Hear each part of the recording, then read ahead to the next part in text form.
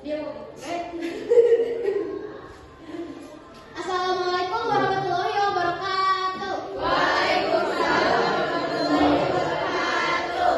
Good afternoon, class. So now we would like to present a material entitled Unexpecting. Oh, sorry. And before we start the presentation, I am as the leader of the group. I would like to introduce the member of the group first. And we from the second group. My name is Shan Aurelia as the first presenter. And my friend next to me is Widi Dianita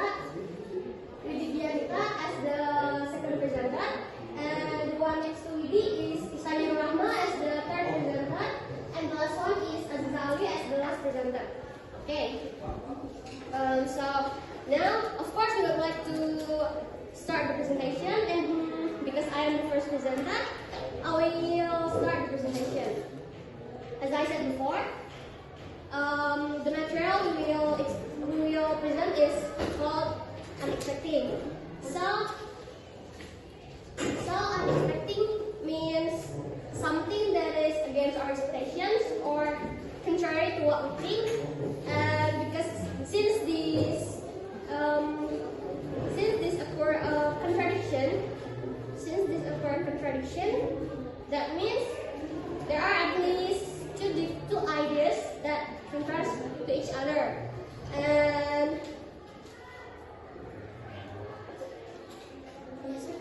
to connect this different idea, we can use the conjunctions like though, although, and even though. Can you understand? Oke.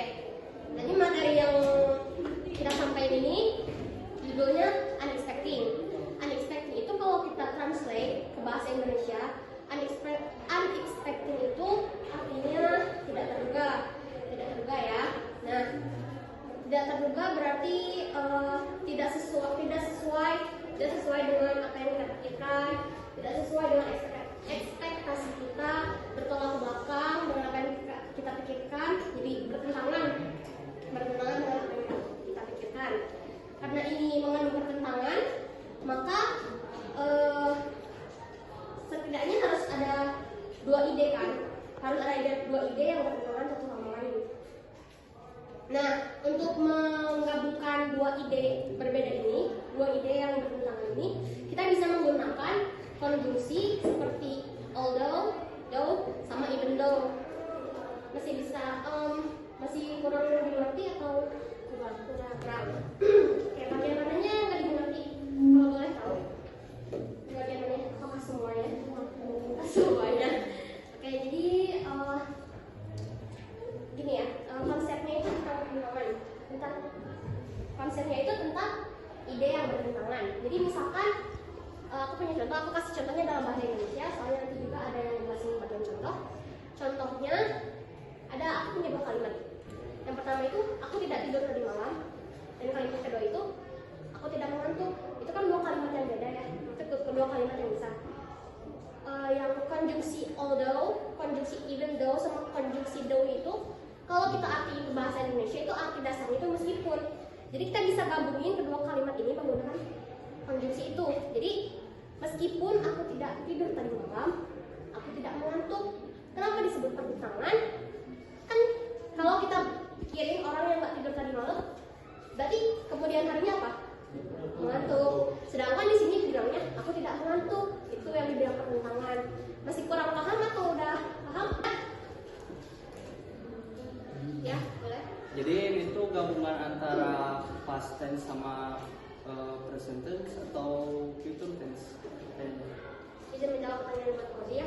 Sebenarnya di konjungsi although, even though sama though ini kita tuh nggak terbatas sama tense, nggak terbatas sama kalimat-kalimat yang mengandung yang kayak ngejelasin waktunya. Jadi kita bisa pakai di past tense, kita bisa dipakai di present tense, bisa juga pakai di future tense kayak gitu.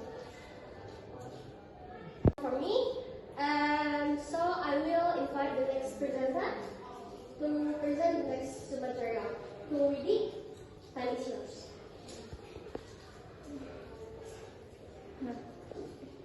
When do we use although, even though, and though? Although can be used to contrast two ideas or to contradict each other. Verb has the same function as although, but verb is usually used in a more informal situation or conversation. Even though has the same function as although and though, but usually even though is used to show a stronger contrast. These conjunctions are usually found at the beginning or the middle of a sentence, but verb can also be found at the end of the sentence. Do you understand?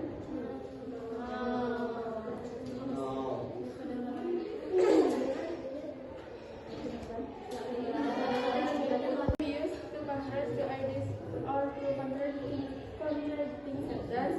Though has the same function as although, but though is usually used in a more informal situation or conversation. Even though has the same function as although and though, but usually even though is used to show a stronger contrast. These conjunctions are usually found at the beginning or the middle of a sentence, but though can also be found at the end of a sentence.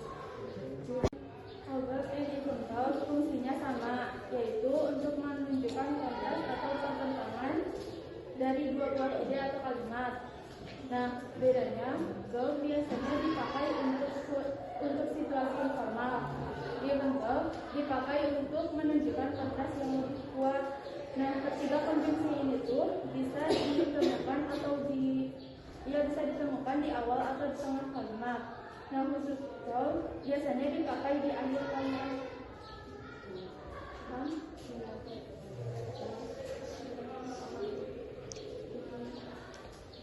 Informal situation itu maksudnya gimana? Informal jadi santai buat sehari-hari. Kalau formal beda. Ada lagi?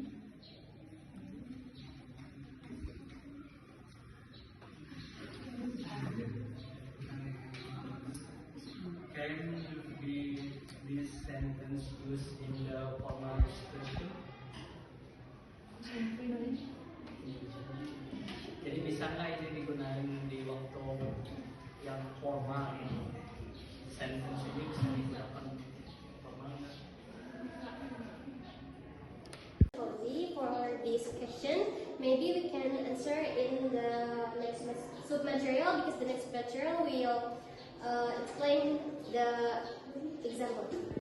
Thank you, Widi, for the presentation. And now I will invite Isani Rama to present the next material. Isani Rama, time is yours. Main clause, and then though, or although, or even though, and adverb clause.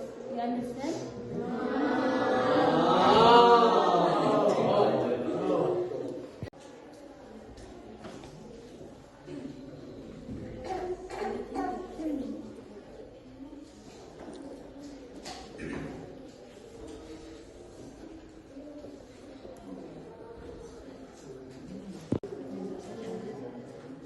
Jadi, prosa itu kumpulan dari kata-kata yang di dalamnya setidaknya mengandung terdapat subjek,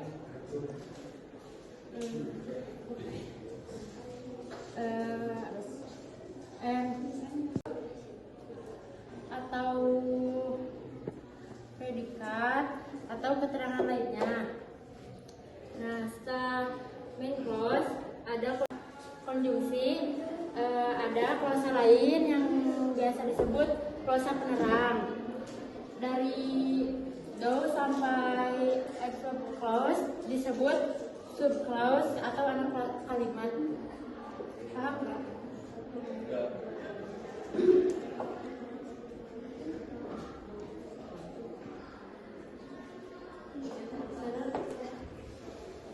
Kumpulan kata-kata yang terdapat subjek, verb, predikat atau keterangan lainnya. Setelah main clause ada konjungsi. Nah, setelah konjungsi ada klausa lain yang disebut klausa penerang. Nah, dari though sampai adverb clause itu disebutnya subclause. Subclause itu contohnya kayak gimana? Jelasin sama aja. Enggak, maksudnya subclause itu kata apa maksudnya kayak?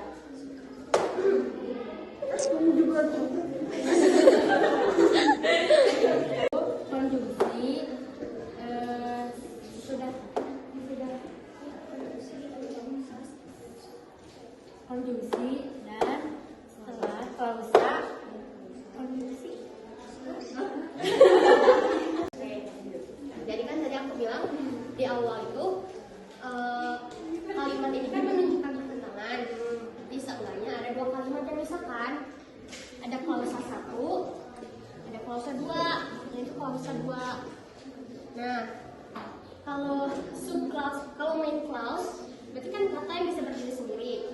Kalau subclause, kata ini sebenarnya kalau klausa 2 ini kalau nggak ditambahin konjungsi dia bisa berdiri sendiri. Kenapa? Karena kayak yang tadi tuh berarti apa ya? Meskipun aku tidak tidur tadi malam. Berarti di sini tuh main clause-nya kan aku tidak mengantuk. Kalau penerangannya itu aku tidak tidur tadi malam. Sebenarnya aku tidak tidur tadi malam bisa berdiri sendiri, tapi karena di depannya itu ada konjungsi, meskipun aku tidak tidur tadi malam. Nah itu meskipun aku tidak tidur tadi malam itu masuknya ke subclause karena dia nggak bisa berdiri sendiri. Kalau meskipun aku tidak tidur tadi malam, terus kenapa? Alasannya apa? Ya kan? Kayak gitu. Udah paham belum? Benar? Misalnya for the presentation, and now I will invite Aziza Ali as the last presenter. Aziza Ali, practitioners. I will explain the example. She doesn't have a boyfriend, although she is pretty. Are you understand?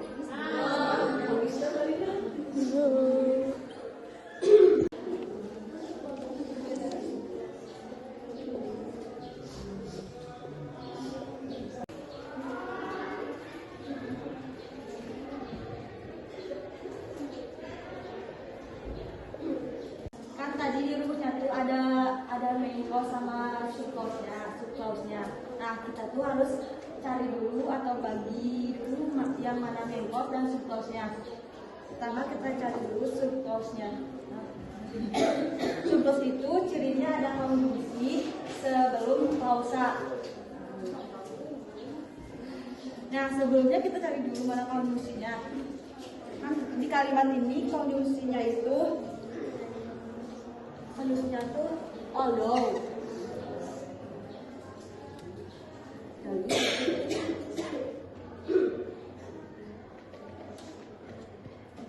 Berarti klausa setelah konjungsi itu ini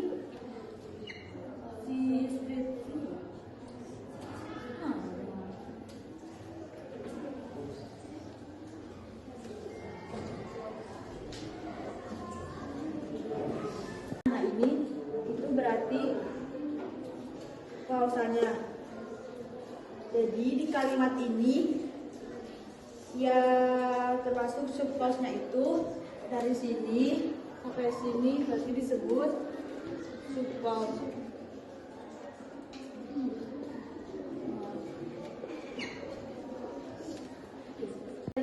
Dari sini sampai sini itu disebutnya main clause.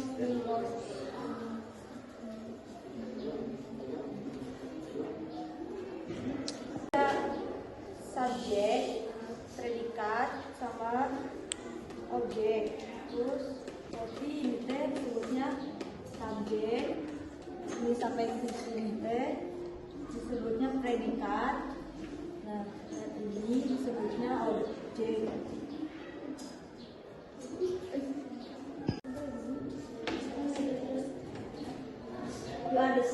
You are understand.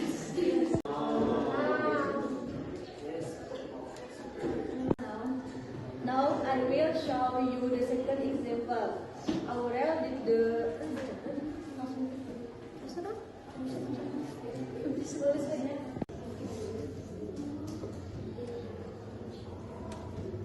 kalimat ini mana yang termasuk konjungsi?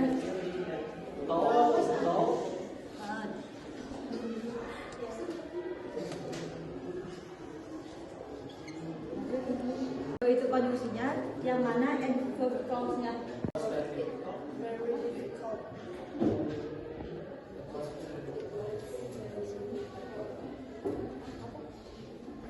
Ini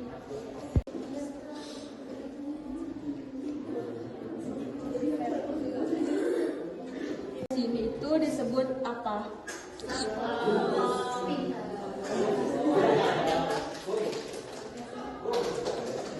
Jelaskan bahwa do juga bisa dipakai di akhir kalimat.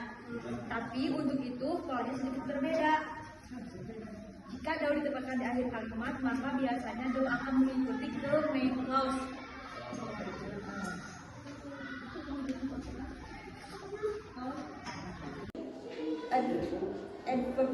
Adverb clause-nya ke depan ya, ini berarti jadi dipindahin ke sini ya. Jadi gini.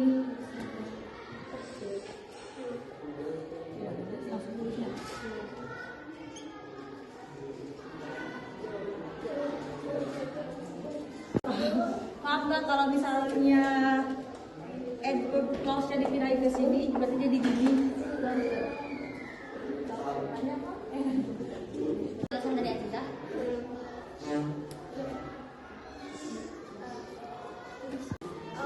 Ini kan udah ditentuin ya, yang mana konjungsinya, yang mana adverb clause-nya, yang mana sub clause-nya, dan yang mana main clause-nya.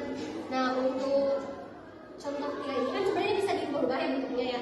Nah, untuk khusus buat yang do ini, yang udah dijelasin dari sama Budi, do itu bisa dipakai di akhir kalimat. Tapi kalau do-nya mau dipakai di akhir kalimat, berarti si konjungsi do ini ikutnya tuh ke sini. Kalau tadi kan konjungsi itu di depan adverb clause. Kalau sekarang konjungsinya itu di belakang konjungsinya di belakang main clause. Ini main clause, ini konjungsi. Berarti itu jadi satu kalimat nih. Dari main clause sampai konjungsinya satu kalimat. Nah, buat adverb clause kita pindahin ke depan. The national examination very difficult. Di situ di sini the national examination karena it itu merujuk ke the national examination. Kalimat adverb clause-nya itu kita pindahin ke depan. Kemudian kalimat ini yang Aurel sampai ke konjungsi itu, main clause dan konjungsi, kita pindahin ke belakang adverb clause tadi. Tapi sebelumnya harus ada titik. Nah, ini cuma ngejelasin pola kalimatnya. Tadi kan kalau yang pertama langsung nggak ada titik, nggak ada koma, tinggal disatuin. Kalimat pertama konjungsi, kalimat kedua. Kalau ini kalimat kedua titik konjungsi, kalimat pertama. Balik. Kalimat kedua titik, kalimat pertama konjungsi. Jadi tinggal dibalik-balik aja dengarnya.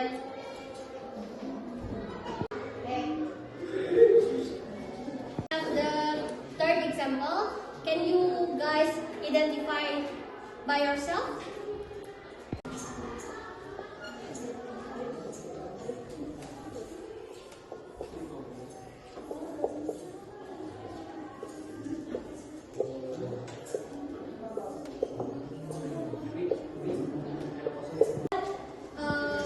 Go ahead and try to identify the sentence. Okay. Good ya.